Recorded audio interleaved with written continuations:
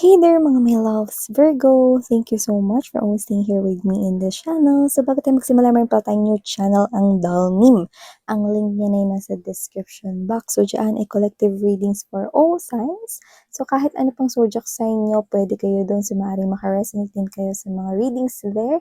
So pwede din kayong tumambay doon. Syempre naman, kaya naman mga babes na you might want to check that out.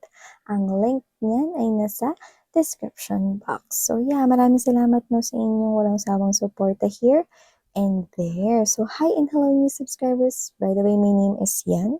Tuloy-tuloy, welcome. At sa returning subscribers, you know that, no? I love you all, guys. Yeah, no?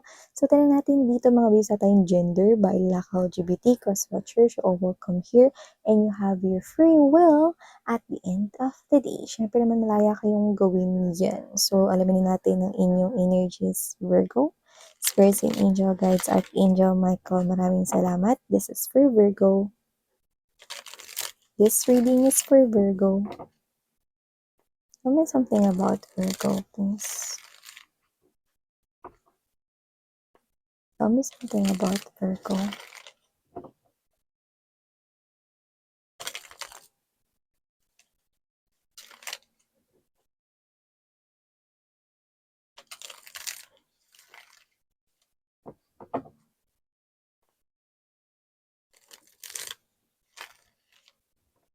May nawalan ba ng pera, guys? Ingatan ninyo ang inyong wallet. Makakita ko dito na may nawalan ng pera here, no? Pero hindi yung pera yung inisip niya, yung mga ID sa wallet. Yan, no? So, yun nga mga babes, no, in order for us na ingatan, no, is yun nga, no, mas maganda na, suggestion lang naman, no, mas maganda, alam ko na kaya nyo nilalagay, or may mga person na naglalagay ng mga ID nila sa wallet nila is for convenience, 'di ba? Para mas mabilis nga naman na kunin, no, pag nasa isang place lang, no.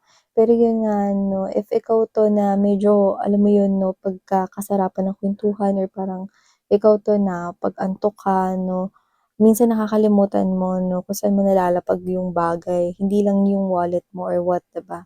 So, mas maganda that you make sure kunwari kung gusto mo man na maidlip somewhere or diyan sa upuan mo or sa office mo, make sure na nasa loob ng safe 'no, na bag or nasa drawer 'no, or whatever, gano'n 'no, yung gamit mo 'no, bago ka alam mo na makatulog or bago mo mga babes 'no, na maiwan yung mga gamit, make sure na i-check mo muna lahat, okay. So yun 'no, so kung sino man yung nawalan dito ng gamit 'no, try mo muna pumunta kung saan ka pumunta balikan mo yun 'no, tingnan mo maigi, okay. And yun nga mga babes 'no, I know that we are in this type of world wherein hindi tayo puwedeng basta magtiwala lang 'no, and alam naman natin na ang wallet is kapag una mo yung nakita, anong una mong maiisip? Pera. At kapagka binalik mo yun, puwedeng ang isipin nung person ay baka pagbintangan siya or baka, um, tawag nito, isipin na meron siya ditong balak dun, ganyan 'no. So, alam niyo na to avoid that type of, situation 'no, tingnan nating maigi yung mga gamit natin. So, let's see. O kaya punta ka rin sa police station, sa mga ganyan or sa mga barangay, kung saan malapit yung feeling mo dun ka dumaan, 'no, yan. Dati nung high school pa ako, meron kaming ano, eh, yung parang chain na gano'n tapos yung wallet may kakabit dun sa zipper nung wallet.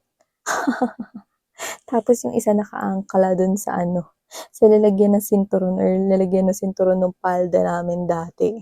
Kaya pagka nalaglag yung wallet mo nakasabit pa rin siya sa palda mo. Ganun pa rin siguro ngayon 'no, so puwede niyo yung i-try, Virgo.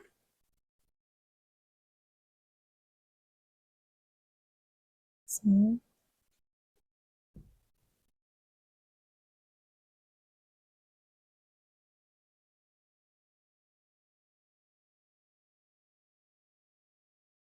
Oh,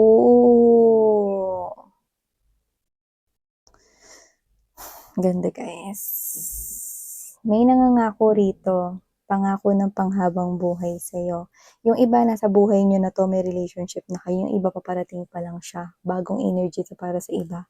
Pero yung iba nasa buhay niya na kayo, and this person here wala siyang magiging pakialam sa nakaraan mo. Kahit na hindi pa maganda yung nakaraan mo, kung ano mang klaseng nakaraan 'yan 'no, kahit na ano pa yung nangyari sa'yo, sa yung past right here, it doesn't matter. Nakakuha rin ako ng energy rito ng mga single mom and single dad, yes. Just take how this resonates, no? It doesn't matter. So, someone here will definitely love you for who you are at yayakapin niya yung nakaraan mo rito. Tutulungan ka daw niya ritong makalimot at magsimulang muli. Yes, you heard it right. Others of you, if this is your person already, maririnig mo yan sa kanya. Mm. Alam mo yung nakaka-melt ng heart, ganun yung mararamdaman mo to the point na hindi malabo na maging teary yung eyes mo because of what you will hear, okay? Not because of that words, but because you will feel it, that it's real, that it's true, that it's genuine, Virgo. I also have here message for you guys, Virgo. Three of Cups energy and there's this Queen of Wands. I'm sensing na meron ditong person na nakikita ko hindi ko sinasabing ano mga babes 'no, lamang siya sa inyo ng ilang paligo 'no, wala naman akong sinabing gano'n.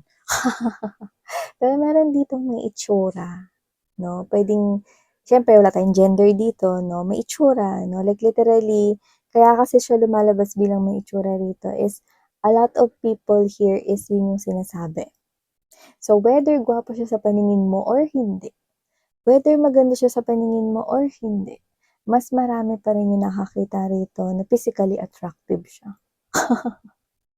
At kung sino man siya, nakikita ko rito mga babes 'no, na ito yung klase ng energy rito na this person here is posibleng may inggit sa'yo kung sino man yung may itsura na yun.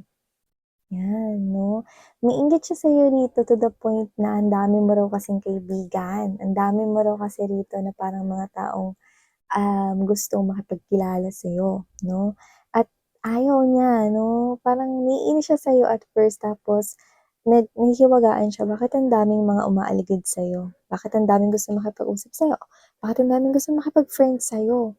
And this is someone here, alam niya na may itsura siya, alam niya na meron ring mga nagkaka-crush sa kanya or alam niya rin na maraming mga humahanga sa kanya rito 'no, pero may inggit pa rin siya sa'yo.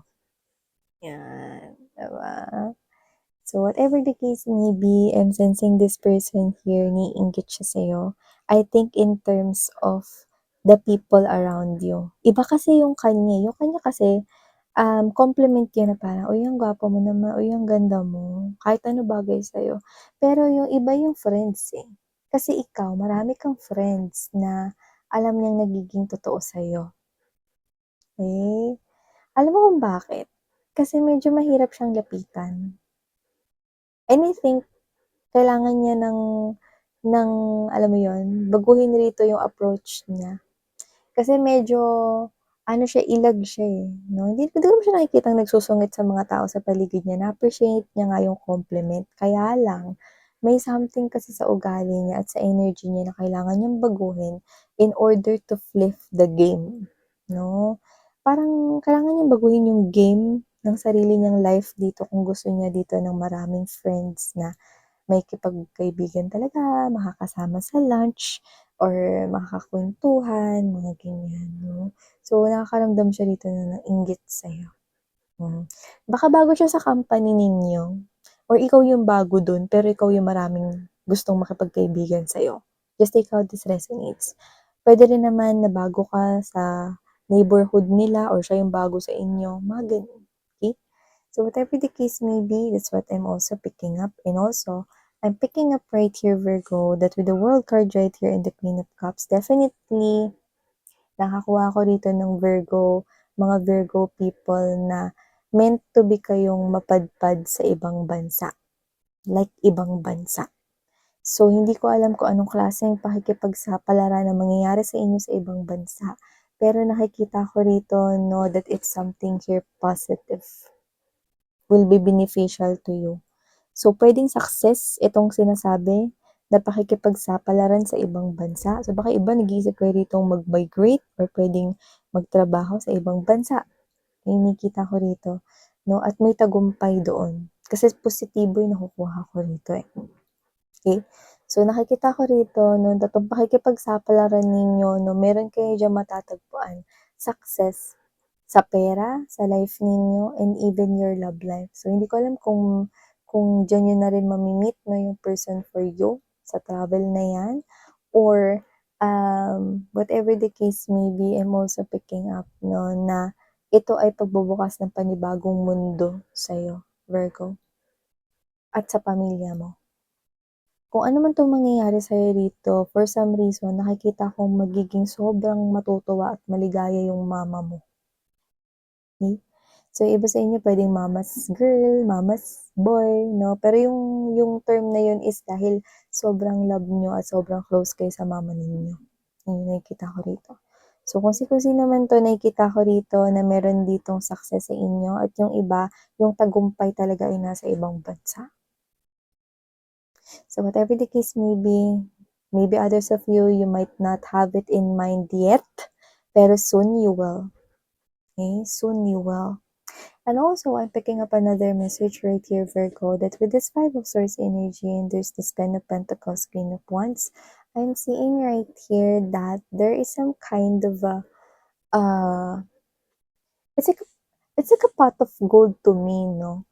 Pero it looks like here na marami pa kayo ritong kailangang gawin, pero para sa inyo yun. You know that pot of gold? Pot of gold is at the end of the rainbow, isn't it? So the rainbow comes after the storm. So whatever the case may be, meron pa kayong kailangang pagdaanan kasi yung pot of gold na yun, malayo pa yun sa nakikita ko, pero natatanaw ko ng pot of gold yun. So there is something here that you need to fight. Kung meron man ditong bagay sa buhay mo na kailangan mong alisin pero hindi mo alis pa sa buhay mo, you need to fight your way para matanggal mo yan sa life mo. So kung ano man yan, kaya yan kailangan tanggalin dahil dapat hindi naman yan nasa buhay mo or kailangan yan na umalis or lumayo sa buhay mo. Whatever that is, baggages na yan, you need to throw it away. Okay? Throw it away for good. Okay, so that you can maghila that pot of gold papunta sa'yo. The more na nagtatapon ka ng nakaraan, the more na mas papalapit ka sa pot of gold mo. Especially your inner or internal wound. No, yung sugat mo internally sa yung heart, sa feelings mo. No? Yun ang pinaka nakikita ko dito na kailangan mong tanggalin na baggages. Okay? So, if something here still hurts you, kahit sobrang tagal na yan, okay, you need na ma-mend or mapagaling mo muna yan, no? Para makita mo ng mas papalapit ng papalapit itong pot of gold na ito. Okay? So, nakikita kong para yun sa'yo at hindi yun makukuha ng iba. So, you need to take action right now to dispose whatever you need to dispose, garbages or baggages right here you no longer need. No? And I know, mahirap talaga na parang makalimutan at alam mo yun, magsimula ulit. No? Pero with that type of thing, okay, you need to motivate yourself. You need to get inspired, okay, na mag-move forward. That is pot of gold. Something that will make you feel so satisfied. Like an out of this world, diba? Hindi lang yung tungkol sa pera. It's all about your growth. It's all about your new beginning here. Your new beginning here. Yeah. So, ito ang mga mensahe na nakuha natin here for ya, Virgo. Thank you so much, sweetheart. Sarang hayo, love and light. Annyeong.